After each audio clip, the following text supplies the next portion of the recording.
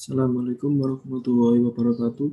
Perkenalkan, nama saya Rusdius Nuwun Putra dari kelas 4A1 Informatika dengan NIM 19108020029. Di sini saya akan menjelaskan tentang internet dan terorisme, yaitu menguatnya aksi global cyberteroris melalui new media.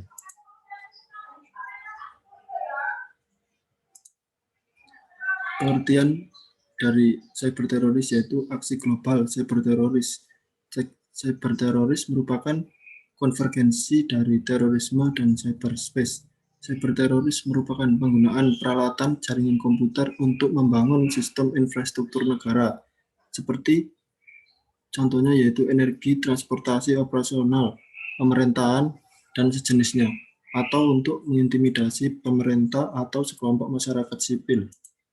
Pembahasannya semenjak terjadinya serangan 11 September 2001 di New York dan Pentagon, terorisme menerima banyak perhatian dari seluruh dunia.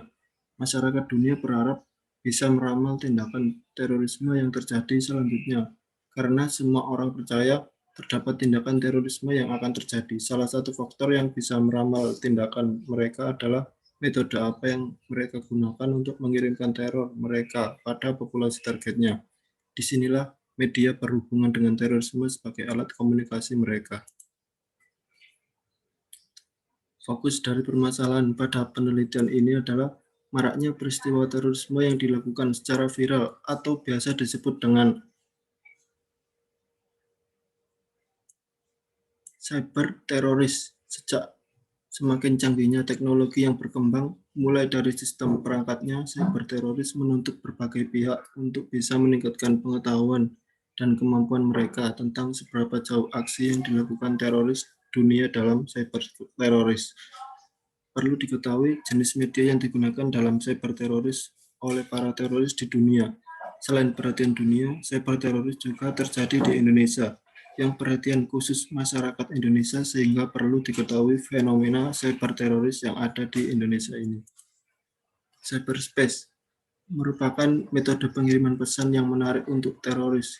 Akses dengan cyberspace mudah diperoleh dibandingkan media konvensionalnya. Hanya satu yang dibutuhkan, yakni komputer yang terhubung dengan internet. Namun, cyber teroris juga memerlukan level tinggi untuk menguasai komputer. Kemampuan cyberspace yang dapat ditembus juga memfasilitasi cyber teroris. Jadi, cyberspace menawarkan para teroris keamanan yang lebih kuat dan fleksibel operasionalnya. Mereka dapat meluncurkan serangan dari hampir semua tempat di dunia tanpa secara langsung mengekspos diri mereka yang membahayakan diri mereka secara fisik. Mereka tidak terhambat oleh regulasi lagi. Bahkan pada tahun 2002, menurut peneliti Microsoft, mereka memiliki taktik dengan seringkali menghilang begitu saja secara cepat dan mengganti situs mereka dengan alamat yang berbeda. Mereka dengan alamat yang berbeda lagi dengan tujuan menghindari pengawasan dari pihak pemerintah maupun intelijen, tapi kontennya tetap sama. Selain itu, cyberspace juga menawarkan teroris kemampuan untuk menyerang secara struktur dengan ketepatan yang tinggi. Penggunaan internet oleh teroris memberikan cara yang murah untuk mereka menyebarkan propaganda mereka tanpa mempermasalahkan faktor geografis yang jauh maupun sulit dijangkau. Dengan adanya internet, video aksi terorisme mereka dapat dilihat jutaan orang. Berbagai gambar dan perkataan mampu tersebar secara bebas tanpa ada gatekeeper yang harus mereka lalui seperti media massa. Al-Qaeda mengadopsi internet sebagai medium yang terbaik untuk mengirim dan menerima pesan pada audiens yang tersebar di beragam di tempat dunia. Seperti contoh kasusnya yaitu beragam new media cyber teroris seperti online game, website, YouTube, sosial media, dan majalah online. Yang pertama, pembahasan tentang cyber teroris di YouTube. YouTube menjadi salah satu bagian media online yang paling efektif mereka karena selain mampu mencapai publik secara luas, YouTube juga mampu menyampaikan pesan mereka secara audiovisual tanpa dimanipulasi oleh media massa. Para kelompok teroris ini sering menggunakan YouTube untuk memberitakan aktivitas mereka. Jika di browsing, banyak sekali video teroris yang muncul, seperti yang ada pada gambar ini. Yang kedua yaitu melalui website. Website diposting oleh berbagai kelompok teroris dengan tujuan-tujuan tertentu.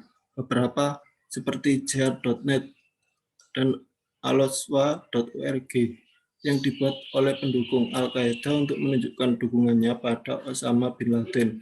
Sementara seperti 7jihad.com mengajari penggunaan hacking untuk melayani organisasi Islam.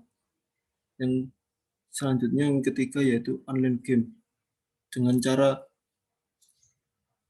yang semakin populer menyamankan pesan yang tidak berbahaya untuk para teroris berkomunikasi secara online sebagai gamer dalam game online.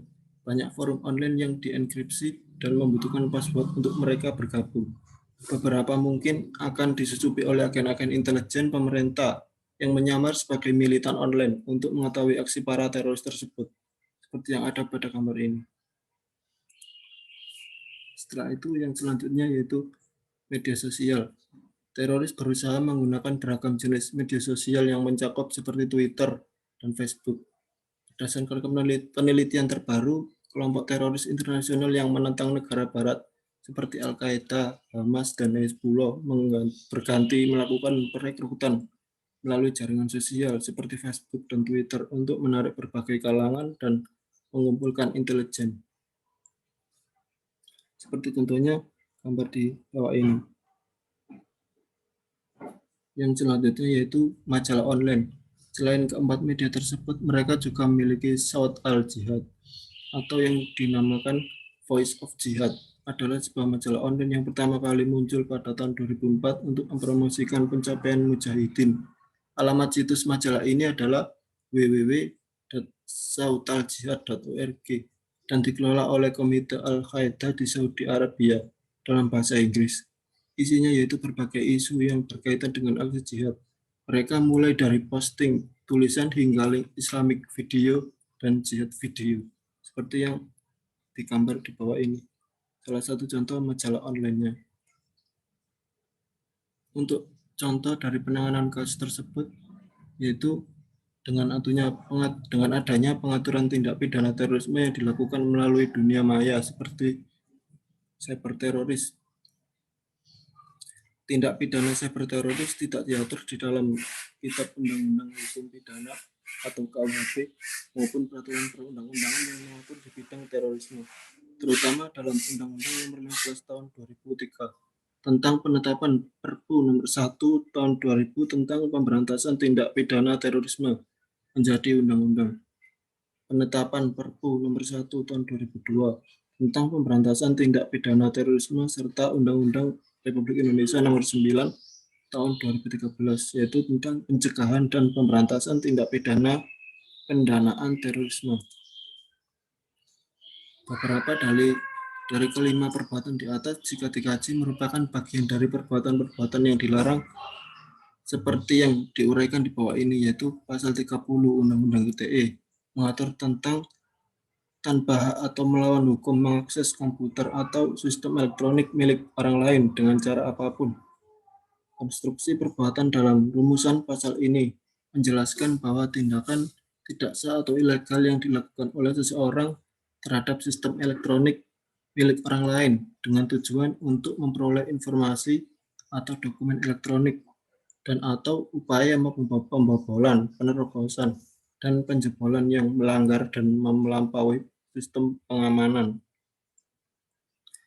Yaitu yang kedua pasal 32 dan pasal 33 Undang-Undang ITE yang mengatur tentang perlindungan terhadap suatu informasi dan atau dokumen elektronik baik milik orang lain ataupun milik publik yang bersifat rahasia.